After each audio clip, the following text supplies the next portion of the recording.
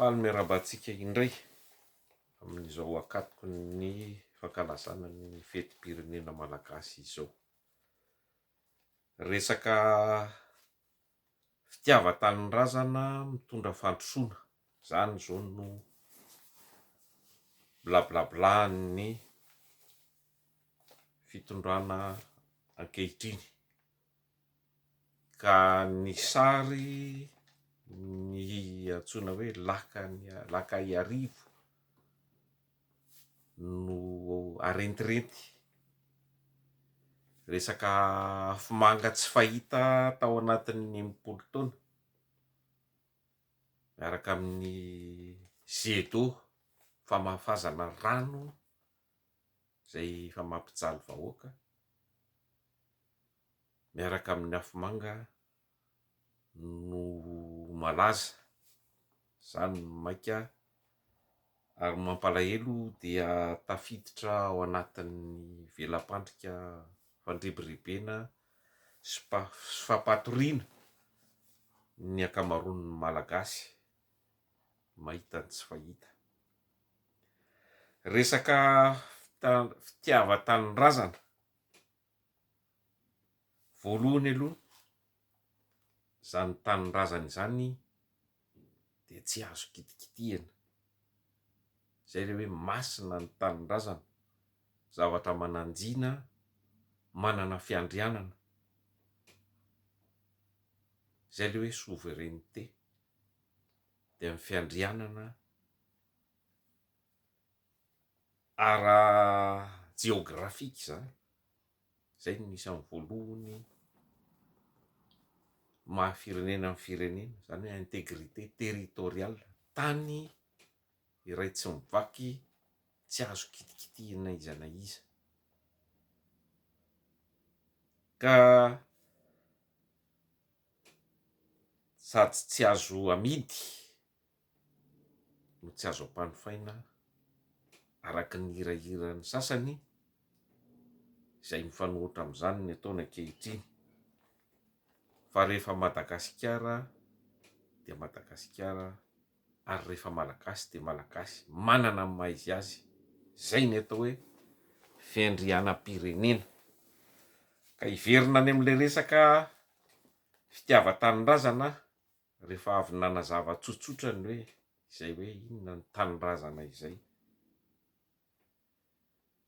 dia mitondra antsika any amin'ny resaka mpitondra, satria na dia amin'ny vahoaka aza no maha-firenena amin'ny firenena, zay le hoe vahoaka masimandidy, dia ny mpitondra, zany hoe ny filoham-pirenena no misolon-tena ny vahoaka, sady misolo-tena ny firenena eo amin'ny sehatra iraisam-pirenena izany.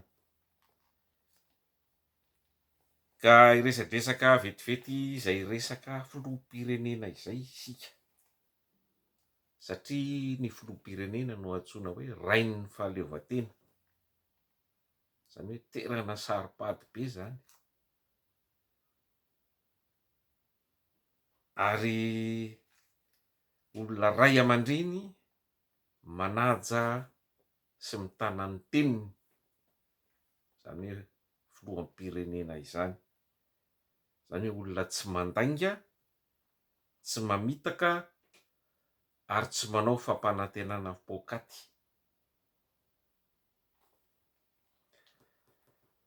Amin'ny maha masina ny tanin-drazana, zany hoe manana fiandrianana tanteraka ny tanin-drazana, dia tokony olona manana fiandrianana ara-tsaina tanteraka no mitantana ny firenena. Zany hoe olona manana intégrité morale, olona tsy azo vidiana na amin'ny vola na amin'ny voninahitra, ary tsy azo kitikitihana. Zay ny iarovana ny filoham-pirenena noho ny toerana sarobidy sy ny andraikitra ambony sahaniny, ka tsy tokony mivadika amin'ny taniny ny filoham-pirenena, tsy tokony mivadika amin'ny maha-malagasy azy, tsy tokony hivadika amin'ny zoom-pirenena malagasy ananany, izay nitakiana ananany ahafahany nirotsaka ho vidiana ho filoham-pirenena. Samy tsy misy ao amin'ny Rajoelina izany rehetra izany, satria Rajoelina dia olona mandray roa sady manana nanary ny zoom-pirenena malagasy izy araky ny lalàna malagasy, ary manana zoom-pirenena frantsay araky ny lalàna frantsay. Zay toe-javatra zay na tiany na tsy tiany dia manala eo aminy ny fiandrianana ara-tsaina, ka tsy ahafahany miaro sy miady ho an'ny fiandrianam-pirenena malagasy. Mazava zay, na ino no lazaina, na misy mahay lalàna inona na mahay inona, dia zay ny marina, fa tereko ho masaka ohatran'ny voalobojaza fotsiny ny fanaovany amboletra hitondra sy hitantana ny firenena malagasy nefa efa tsy malagasy intsony. Ka mba hiarovana indrindra ny tanindrazana ny firenena, hiarovana ny tombotsoan'ny firenena sy ny vahoaka malagasy, no nanaovana ny lalam-panorenana hoe tsy ahafahan'olona mirotsaka ho filoham-pirenena manana zoom-pirenena hafa vahiny, fa tsy resaka hoe adalàna na aitraitra fotsiny ihany. Ka feny zay rehetrarehetra zay dia tsy misy fitiava-tanindrazana ao amin'ny Rajoelina, na hilaza inona izy, na hiodika avia izy na hiodika havanana. Zava-misy sy ny tranga ny tantara rehetra hita dia mana-porofo izany avokoa. Ny fiarahany tamin'ny frantsay mpanjana tany nanongana ny fanjakana lanim-bahoaka teto Madagasikara, ka tsy misy fitiavana verivery zany hoe tanindrazana Madagasikara zany ao aminy, matoa izy nahavita zavatra mamoafady ary manitsakitsaka ny lalàna malagasy, ary tsy vitan'izany fa mbola nanao amboletra hirotsaka ho filoham-pirenena. Ny Alabato moa zany dia efa manginy fotsiny, apetraka eo iny, fa hiverina amin'le resaka hoe fitiava-tanindrazana mitondra fandrosoana.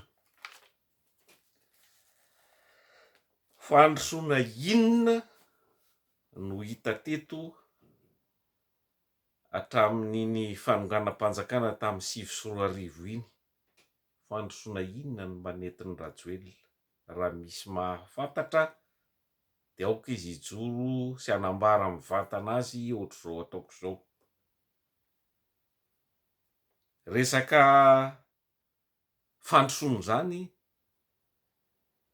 dia tsy misy fandrosoana raha tsy misy fiandrianana, satria zay fiandrianana na souveraineté, fananana fahefana feno izay no ahafahanao mandroso, manao fampandrosoana. Raisiko ohatra fotsiny ny any amin'ny resaka Ilzé-Parsa, tanitsika bodoina, ireo nosy ireo zay bodon'ny frantsay ireo, zany hoe miaraka tsy ny nosy fotsiny fa mifarin-dranomasina efa 500 sy 800 kilometatra manodidina ny nosy. nobitony zareo. Vao miditra any ny mpanjomy malagasy de samborony ralahy. Fandrosoninona no tediavinao amin'izany. Rehefa ny taninao no tsy maso mandidy eo amin'ny taninao anao, andeha amboly ianao, tsy avelan'ny sasany hoe tsy mahazo mamboly eo anao, inona no fandrosoninona no azonao atao? Ka tsy misy fandrosoana possible azo atao raha mbola olona ohatran'ny Rajoelina mitondra an'i Madagasikara. Resaka fandrosoana de hoe fahavitantena na souveraineté amin'ny teny frantsay, zany hoe fiandrianana ara-angovo. 0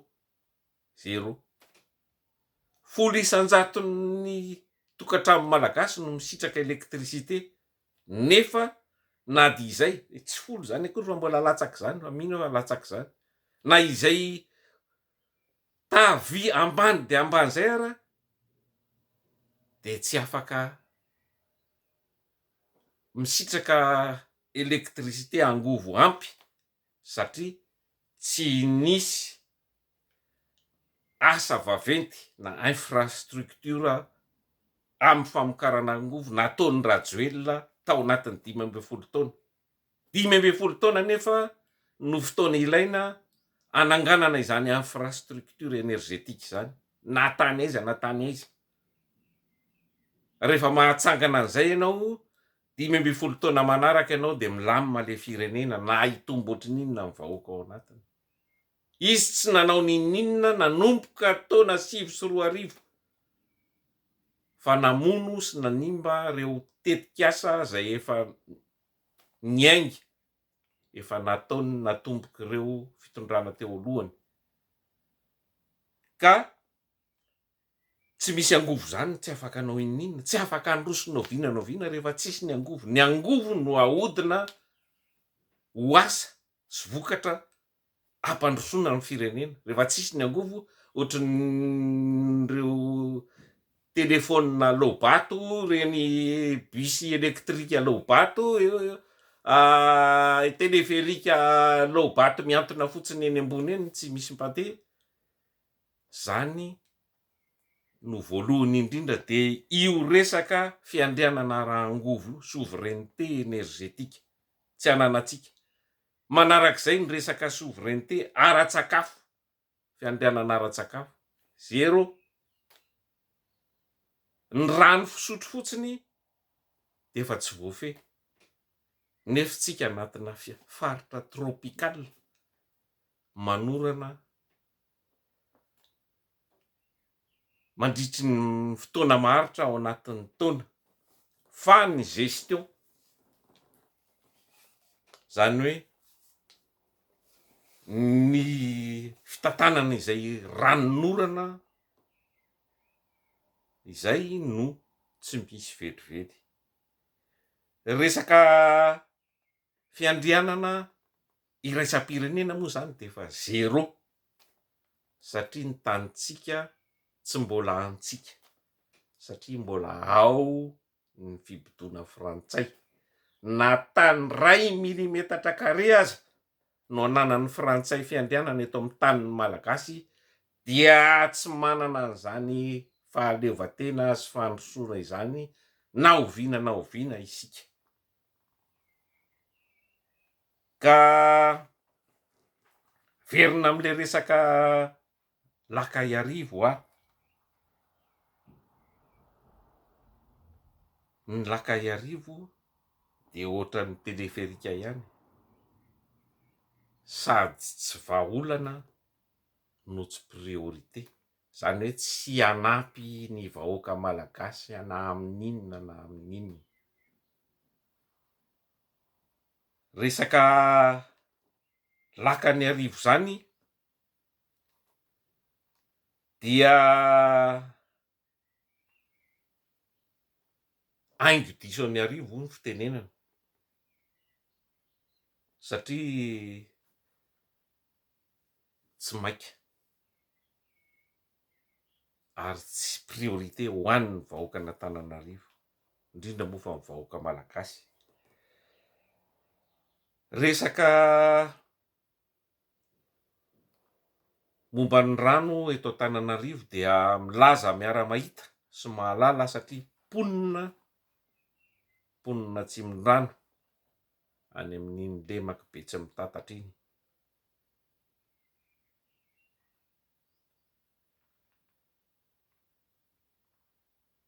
Tandravadikoditra tsy laza hoe isa taona vaky zao ny tondra-drano amin'ny faritra maro eto Antananarivo, ka amiko tsy ny lakay arivo velively ny taratry ny fandrosoana fa ny fanazariana, modernisation, fanatsarana ny lemaka be tsy mitatatra, de ireo fefilo izany, ireo fefilo zay manome tondra-drano tsy misy farany mamono ny vokatry ny vahoaka sy mampijaly ny mponina eny amin'ireny faritra ireny. Ka milaza miara-mahita sy mahafantatra araka ny teneniko teo fa raha ny tantara, raha tena tia tanindrazana marina ianao dia ny fanamafisana ireny digy, ao ny reniranon'ny Kopa, ny Sisao, ny Mamba, zany no mampijaly ny vahoaka. Araky ny tantara dia tany amin'ny taonjato faha 17,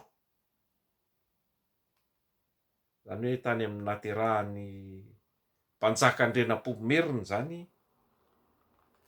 no nanombohan'ny famboarana digy na fefilo ny arovana ny tanànan'Antananarivo. Zany nahatonga n'Antananarivo toerana azony honenana, azony ivelomana satria voafehy le renirano zay sady mamelona no mamono. Zany zavatra tsy ao an-dohan'ny ty resaka tia tanindrazana hafahafa ty. Na resaka eo amin'ny resaka tanàna ambany fotsiny ary, reo mponina eny ambany tanàna zay dibo-drano andro manalina miadifotra.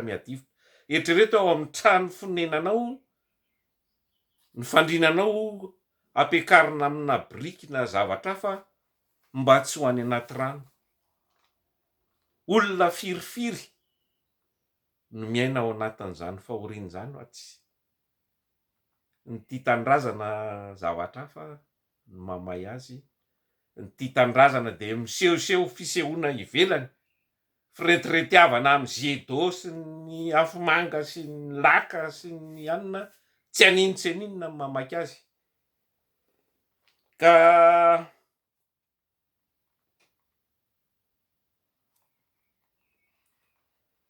ny tiako lazaina dia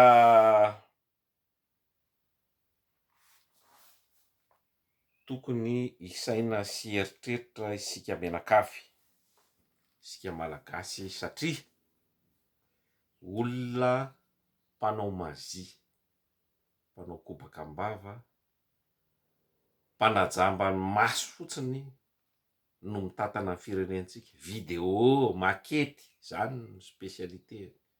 Fa ny zava-misy dia mifanohitra tanteraka amin'ny lazainy.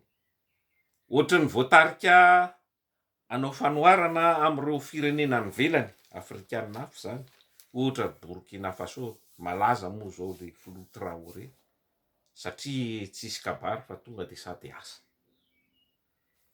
Ka aza varim-barina na matoritory amin'ny resaka fampandriana drisa sy resaka kifetifetisika, fa io fahaleovantena zay ankalazantsika afak'andro vitsivitsy io dia malaza tsinanana ohatry ny vilitsahona. Anarana fotsiny tsika hoe mahaleo tena fa lavitra de lavitra n'izany hoe mahaleo tena zany ny firenena malagasy, zay mbola tsindrininy Frantsay no io zalahy mandray roa sady frantsay io miray tsikombakomba amin'ny frantsay miaro ny tombontsoa amin'ny frantsay, zay ny maheo azy, zay ny mahafrantsay azy, ary mamono mampijaly ny vahoaka malagasy. Zao maty aho tsy maty aroa, resaka fanabozina tsy hita zay marina. Any atsimo resaka base tuléar efa toeriny vahoaka de famiretana sy famonoana, tsy miraharaha izany ny vazaha fa tsy maintsy mitohy ny base tuléar miala amin'ny vahoaka, potehana ny ny zavaboary zay tokana tany ananatsika de ny alana baobab zany, tsy rarahina fa avela ho ringana ireo mponina mike miaina sy mivelona amin'ireny faritra ireny. Zao miripaka tratry ny intoxication, tsy fantatra intsony moa na fanabozinana na falitony ny sakafo sy ny rano sotroina, zany rehetrarehetra zany de mitambatra fao be eo daholo. Fa ny tena mampalahelo dia isika malagasy zay tompona andraikitra voalohany amin'ny fanovana izany zavatra tsy mety sy tsy rarin'ny rehetra zany, tohatry ny varom-bariana, ka dia manainga antsika rehetra amin'izao fankalazana ny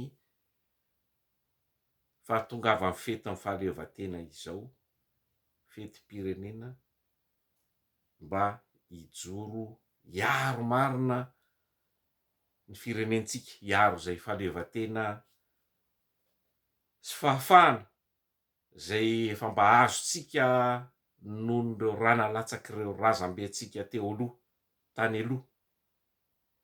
Ianareo miaramila mba asio fisainana rangaha,